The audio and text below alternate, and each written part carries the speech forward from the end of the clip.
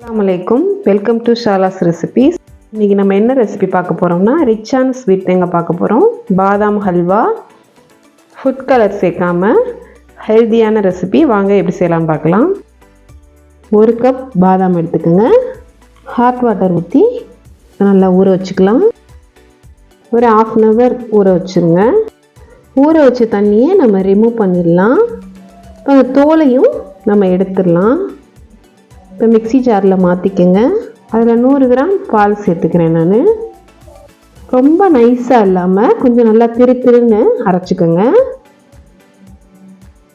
அப்போ தான் நமக்கு அல்வா சாப்பிடையில் நல்லாயிருக்கும். இப்போ 50 கிராம் கீ எடுத்திருக்கேன் நான். இப்போ நம்ம பாதாம் பேஸ்ட்டை சேர்த்துடலாம்.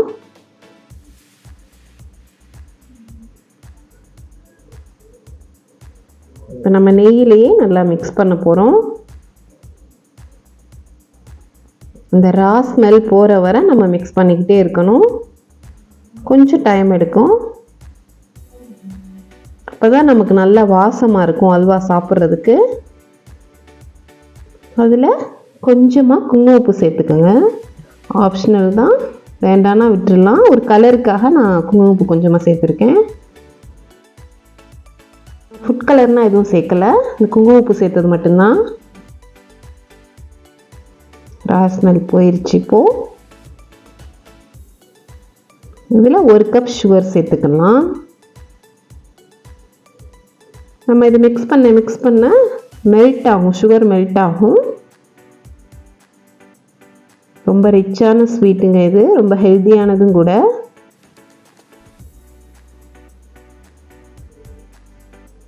மெல்ட் ஆயிடுச்சு பாருங்கள். கெட்டியாக இல்லாத அளவுக்கு நல்லா மிக்ஸ் பண்ணிக்கோங்க.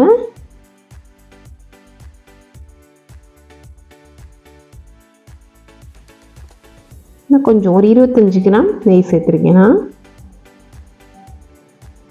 நல்லா சுருண்டு வரணும், அந்த அளவுக்கு மிக்ஸ் பண்ணிக்கோங்க.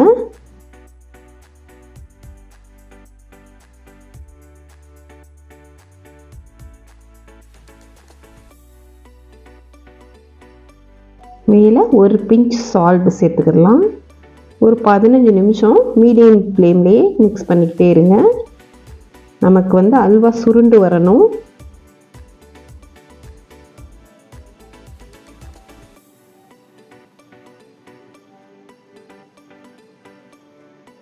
இந்த மாதிரி பேனில் ஒட்டாமல் நல்லா திக்காக இருக்கணும்.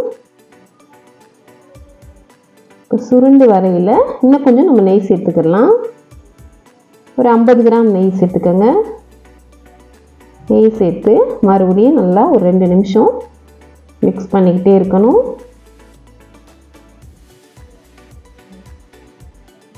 அவ்வளோதாங்க, ரெடி ஆயிடுச்சு நமக்கு பாதாம் அல்வா.